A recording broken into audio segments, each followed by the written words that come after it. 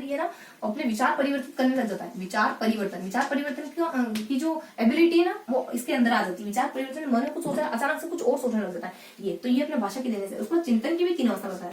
First, second और third. एक चिंतन के भी 3 स्टेप बताते हैं कि चिंतन में ये कहते हैं कि प्रथम अवस्था में चिंतन अलग होता है, दूसरी अवस्था में चिंतन अलग होता है, तीसरी अवस्था में चिंतन अलग होता है। प्रथम अवस्था में चिंतन क्या होता है? प्रथम अवस्था का चिंतन सिर्फ ऐसा चिंतन होता है कि आप चीजों को ढेर के रूप में देखते हो। बच्चे के दिमाग में जब कभी कुछ आएगा ना, मान लो बच्चे के दिमाग में स्कूल का जिक्र है, बच्चे के दिमाग में मेले का जिक्र है, बच्चे के दिमाग में उसके मामा जी के वहां का जिक्र है, कहीं का भी जिक्र आता है ना बच्चे के माइंड में, तो ढेर के रूप में चीजों को सोचता है।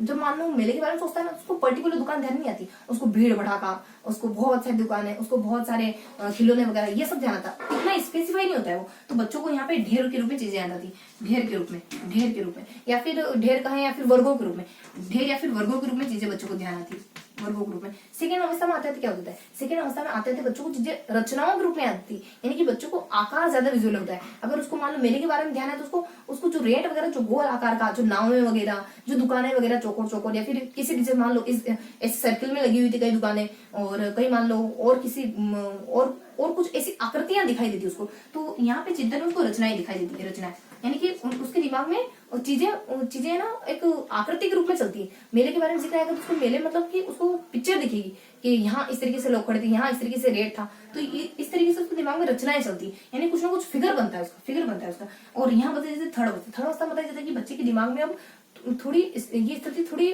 ज्यादा बेहतर हो गई। इस स्थिति में बच्चा कॉन्सेप्ट सीखने लग जाता है। इस स्थिति में बच्चा प्रतीकों का इस्तेमाल करने लग जाता है। प्रतीक और कॉन्सेप्ट, यानी अपने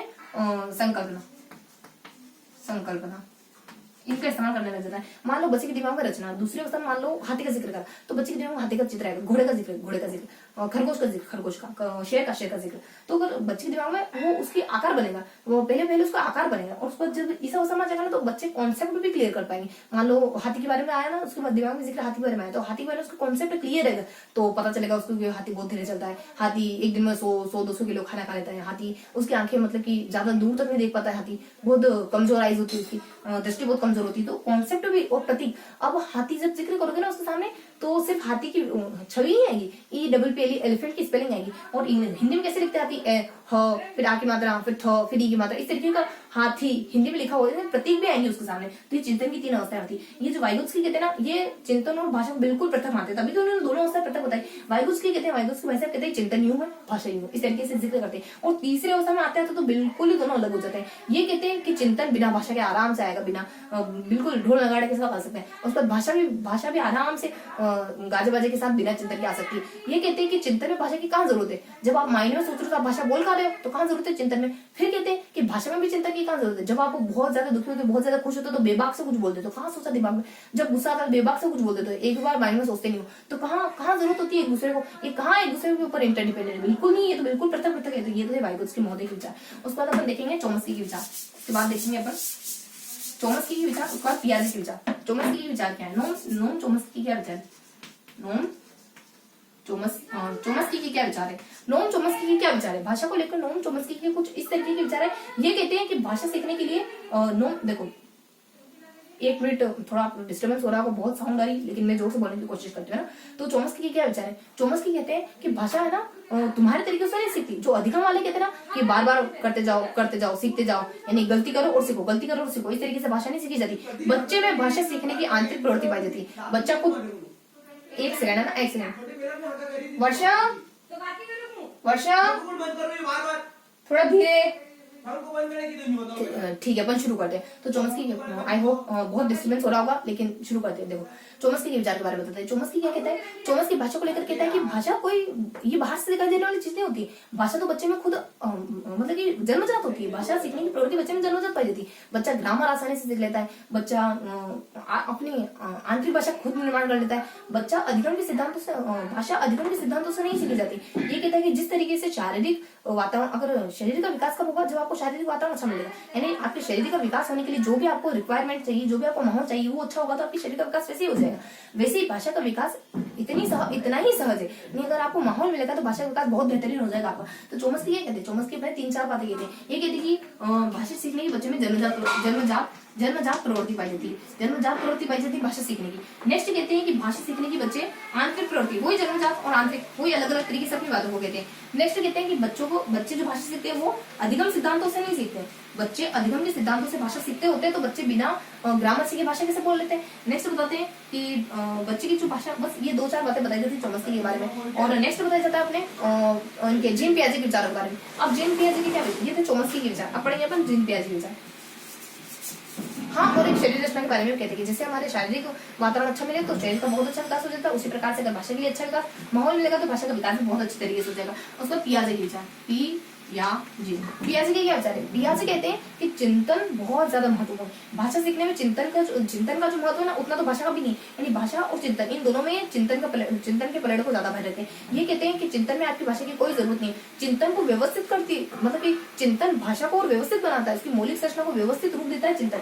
और भाषा तो क्या होती है, भाषा तो जस्ट एक जरिया है, आपके अंदर जो विचार को बवाल उमड़ रहा है उनको एक्सप्रेस करने का एक जरिया मात्र ही तो है। अगर मान लो ऐसा होता कि हमें बोलने के लिए शब्द की जरूरत नहीं, बस हमारे मन में आ रहा है, सामने वाले के मन में आ रहा है, बस एक दूसरे की ट्रांसफर हो रहा है, तो क्या भाषा की जरूरत पड़ती है क्या। इस तरीके के विचार कहते हैं पियाजे। पियाजे कहते हैं कि भाषा सिर्फ आपके अंदर जो उठ रहे विचार है उनको बताने का एक जरिया मात्र है, भाषा और चिंतन का आपस में कोई कनेक्शन नहीं।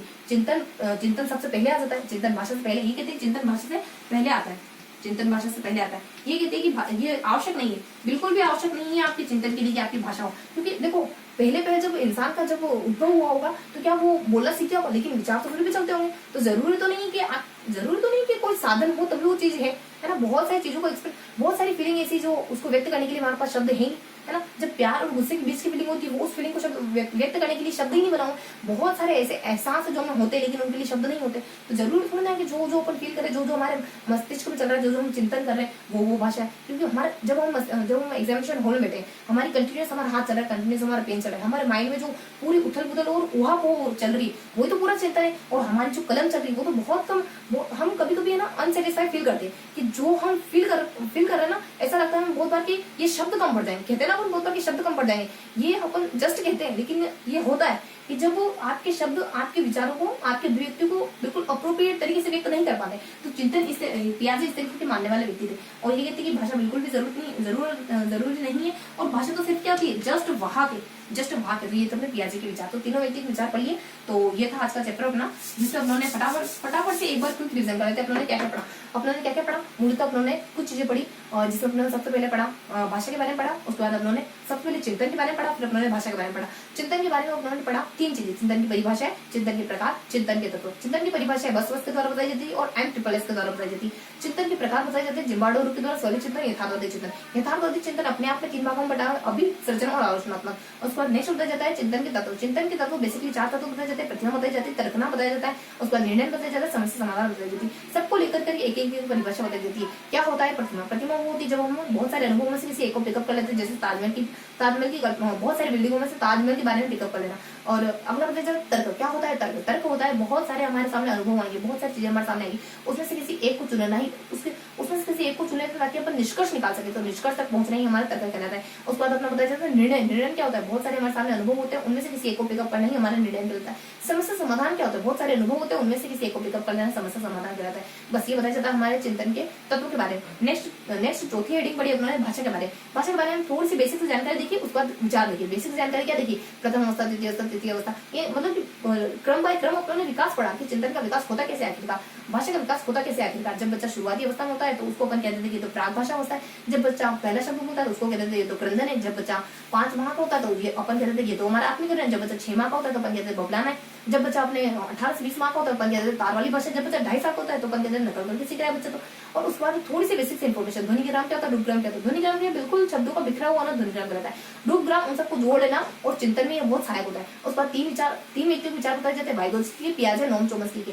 वाइगोत्स्की के विचार क्या है, वाइगोत्स्की कहते हैं कि भाषा और चिंतन बिल्कुल पृथक चीजें, इसी वजह से भाषा के प्रकार अलग भाषा की स्टेप अलग बताते हैं, चिंतन की स्टेप अलग बताते हैं। उसके बाद चोम्स्की क्या कहते हैं, चोम्स्की महोदय कहते हैं कि भाषा सीखना अधिगम के सिद्धांतों से बिल्कुल नहीं होता है। भाषा सीखने की बच्चे में जन्मजात प्रवृत्ति पाई जाती है। जिस तरीके से शरीर को अच्छा माहौल मिलेगा तो शरीर को बहुत अच्छा विकास होगा, ग्रोथ होगी, उसी तरीके से भाषा के लिए अच्छा माहौल मिलेगा तो भाषा की बहुत अच्छी ग्रोथ होगी, भाषा का बहुत अच्छा विकास होगा।